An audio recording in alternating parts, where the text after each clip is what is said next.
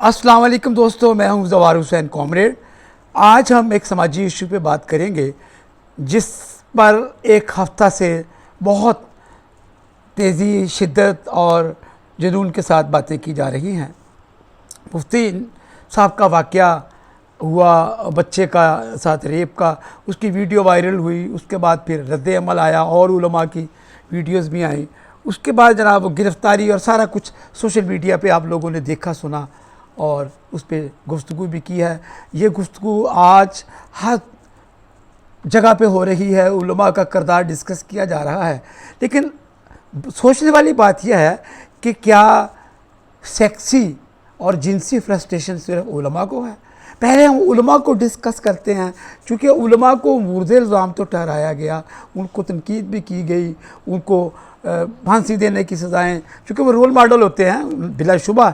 मज़हबी रहनुमा जो हैं वो जैसा किरदार अपना पेश करेंगे उसके सोसाइटी पे असर पड़ते हैं। तो उनके लिए मुतालबात किए गए, बस बुरी से बुरी सज़ा के लिए उन पर तनकीद की गई, उनका ठट्ठा उड़ाया गया। सारी बातें अपनी जगह दुरुस्त है और इसमें सिर्फ एक मसलक का मौलवी नहीं है, शिया, सुन्नी, देवबंदी, हर मसलक के मदरसा में ये सब कुछ होता है। हम थोड़ा मदरसों को डिस्कस करते हैं। मदरसा जो है, इससे पहले जब हम किसी मजहबी इदारे में जाते हैं तालीम व तरबियत के, तो इससे पहले, इस्लाम से पहले कलीसिया था, चर्च था। उसमें आज से 150-200 साल का पहले जो यूरोप था, ये बात आम थी कि जो पादरी हज़रात हैं, जो फादर हज़रात हैं, वो चर्च में किस तरह सेक्सुअल हरासमेंट करते हैं, रेप करते हैं बच्चों से, बच्चियों से, ख़वातीन से, और मुक़द्दस भी ठहरते हैं। और लेकिन उसके ख़िलाफ़ एक तहरीक चली।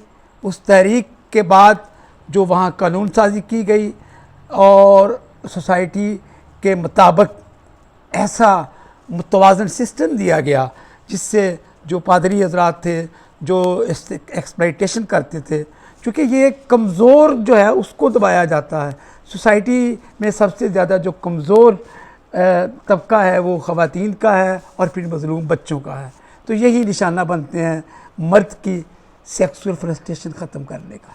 तो खैर, वहाँ यूरोप में जो कुछ भी हुआ उस पर हम अगर खुल के बात करेंगे तो वो हमारी सोसाइटी से मैच नहीं करते। हम आते हैं अपनी सोसाइटी की तरफ। मदरसे का कल्चर जो है ये कोई नया नहीं है। इसके बारे में उलमा ने तकरीरें भी की हैं, बताया भी है, तारीख़ की बातें भी की हैं। तो अक्सर ये निजी महफ़िलों में तमाम मसालक के ये उलमा हज़रात जो बन जाते हैं आलम फाजिल, वो ये कहते हैं कि जनाब जिस तरह हमने अपने मदरसों में पढ़ा है हम वैसे ही पढ़ाएँगे। तो ये एक सिस्टम है जो चल रहा है।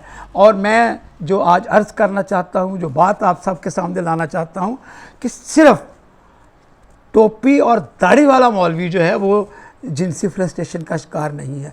क्या एक टाई लगाने वाला, पेंट कोट पहनने वाला लिबरल जो है वो जिनसी फ्रस्ट्रेशन का शिकार नहीं होता? NGOs में ख़वातीन के साथ एक्सप्लॉइटेशन नहीं होती? यूनिवर्सिटीज़ में बच्चियों के साथ टीचर्स उनके बस हरासमेंट, सेक्सुअल और रेप नहीं करते?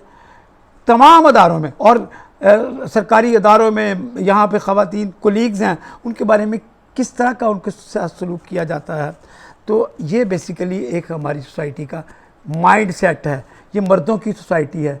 यहाँ औरत सिर्फ़ एक टूल है, एक अज़ा है, एक मशीन है जो सिर्फ़ मर्द की सेक्सुअल सेटिस्फेक्शन के लिए तख्लीक हुई है। और मर्द जो हैं वो मर्दों की महफ़िल में आप बैठें, वो ख़वातीन को ऐसे डिस्कस करते हैं बैठ के कि फ़लाँ ख़तून ऐसी है, फ़लाँ ख़तून ऐसी है। अपने किस्से इतनी बहादुरी से सुनाते हैं अपने माशकों के, अपने सेक्सुअल अटैचमेंट्स के, अपने रिलेशनशिप के ख़वातीन को, क्योंकि औरत कमज़ोर है। और इसी तरह मदरसे का जो मौलवी है उसकी कहानी अगर आप देखें, वो बच्चा जो है मदरसे में पढ़ने वाला, वो उस तक उसकी रसाई है। और मौलाना साहब जो हैं वो जैसे पढ़े हैं वैसे भी पढ़ा रहे हैं, लेकिन वो एक पसमानदा इलाके से आते हैं। उनमें शादियों, लेट तख़ीर से शादियाँ होना गुर्बत उनकी वजह बनती है। और फिर एक मस्जिद का जो मौलवी साहब हैं वो मस्जिद से बाहर नहीं जाते। वो सुबह 4 बजे अज़ान के वक़्त उठते हैं, इशा की नमाज 10 बजे तक उनका जो जीना मरना, उठना बैठना सारा मस्जिद के अंदर ही है। उनके लिए कोई और मसरूफ़ियत पास पे वैसी नहीं है जिसमें वो अपना कथारसिस कर सकें, अपनी बात कर सकें। तो फिर वो जिस तरह का अमल से गुजरे होते हैं वो इंतकामन अपने तलबा से, अपने स्टूडेंट से लेते हैं।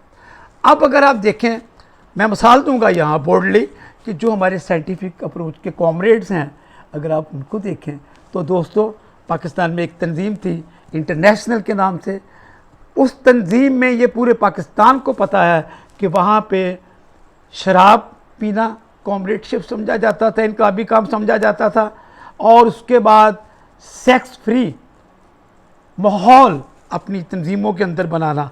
कोई बच्ची रिक्रूटमेंट के बाद कोई लड़की कॉमरेडशिप के लिए राग़ब होती थी तो जितने कॉमरेड थे उसको चिपक जाते थे और उसके साथ जिनसी ताल्लुक़ बनाने के लिए कोशिश करते थे, और बिलाखिर वहाँ पे वो माहौल जो था वो इनकलाबी की बजाय एक सेक्स फ्री क्लब टाइप बन जाता था।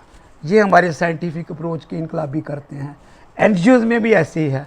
किसी भी आप अदारे में चले जाएं जहाँ मर्दों की बालादस्ती है, हाँ ये तबकाती बात ज़रूर है कि जो उलमा, जो शुरफा और जो उमरा की ख़वातीन हैं उनकी तरफ कोई नहीं देख सकता। ये वो ख़वातीन जो काम करती हैं दफ्तरों में, जो मज़दूरी के लिए निकलती हैं, जो पहले अपने घर से मज़दूरी के लिए निकलती हैं, घरों में काम करने वाली ख़वातीन जब किसी घर में काम करने जाती है, उस घर का जो मर्द होता है वो ये कहता है कि मेरा हिस्सा बन जाओ, मेरी बात मान लो, तुम्हें डबल ट्रिपल तनख्वाह मैडम से बाला बाला मिलेगी। तो वो जो सोचती है कि मैंने अगर एक्सप्लॉइटेशन ही करवानी है तो मैं क्यों ना बाहर से करवाऊँ, मुआवजा भी ज़्यादा लूँ। वो जिस्म फरोश औरत बन जाती है। हर चौक, हर गली में, आपके शहरों में, आपकी कस्मों तक जिस्म फरोशी हो रही है, ख्वाजा असरात जिस्म फरोशी कर रहे हैं, लेकिन कोई इस मौजू पे बात नहीं करता क्योंकि ये मौजू ऐसा है जो बहुत बड़े बड़े शुरफा को बेनकाब कर देता है। हम बहुत ज़्यादा इंसानियत दोस्त हैं, इंसानियत की सरबुलंदी की बात करते हैं, लेकिन दोस्तों हम सब इस जिनसी फ्रस्ट्रेशन का शिकार हैं। इसमें जो ख़वातीन एक्सप्लॉइट होती हैं सेक्सुअल हवाले से घरों में, उनको उनके करीबी रिश्तेदार जो हैं, उनके चाचे ताए मामू, उनके करीबी रिश्तेदार जो हैं वो एक्सप्लॉइट सेक्सुअल हरासमेंट करते हैं, जिनसे ताल्लुक़ बनाते हैं। वो औरतें बेचारी बात भी नहीं कर सकती। तो इस सोसाइटी में जिसमें आप इस मौजू पे जो कि हमारी फितरत का हिस्सा है, जो हमारी तिब्बियात का हिस्सा है, उस पर हम बात नहीं कर सकते। जो हमारी नफ्सियात का हिस्सा है उस पर आप कोई बात नहीं कर सकते, उस पर आप किसी को अवेयरनेस नहीं दे सकते। चूँकि आपका जो मौलवी है, जिसको हमने बदतरीन मिसाल अभी बनाया, उसकी भी गलती है कि वो फिर मज़हब को ले आता है कि जनाब सेक्स एजुकेशन ना हो, इससे बेराहरवी फैलेगी। हालांकि जिस मौजू पे खुल के बात की जाएगी, जिस पे पर्दा डालने की बजाय आप उस मौजू को सामने लेके आएंगे, घरों में ख़वातीन से क्या होता है, दफ्तरों में क्या होता है, मॉडर्न लोग क्या करते हैं, यूनिवर्सिटीज़ में क्या होता है, सिर्फ मजलिसों में नहीं होता। मजलिसों को टारगेट ना करें, ये पूरी सोसाइटी का मसला है। पाकिस्तान का मर्द, पाकिस्तान के 99% जो मर्द हैं वो जिनसी फ्रस्ट्रेशन का शिकार हैं। इस फ्रस्ट्रेशन को दूर करने के लिए पूरी सोसाइटी के लोगों को साहबान फ़हम व फरासत को सोचना होगा और एक लाहे अमल तरतीब देना होगा। इस सोसाइटी को इस मौजू पर बात करने के लिए खोलना होगा। अदरवाइज़ ये मुफ्ती, ये यूनिवर्सिटियाँ, ये अदारे, ये निज़ाम ऐसा ही चलता रहेगा और ये दरे पर्दा सब कुछ होता रहेगा, लेकिन इस पर बात नहीं करेंगे। तो दोस्तों आइए हम इस मौजू पे खुल के बात करें। हमारे दानश्वर आगे आए, हमें रहनुमाई दें, हमारे उलमाए हक़ आगे आए, हमारे साथीज़ा आगे आएँ, इस मौजू पे बात करें। हमारी रियासत इसके लिए पॉलिसी बनाए और इस माइंड सेट को ख़त्म करें जो जिनसी फ्रस्ट्रेशन का शिकार है।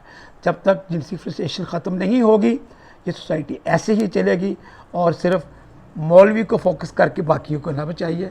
ये मेरी आपसे दर्दमंदाना अपील है। आइए हम संजीदगी से इस मौजू पर गौर करें और इसकी वजूहात जानें और उनके ख़ात्मे के लिए हम सब मिलकर कुलाह अमल तैयार करें। अपना बहुत ख्याल रखिए।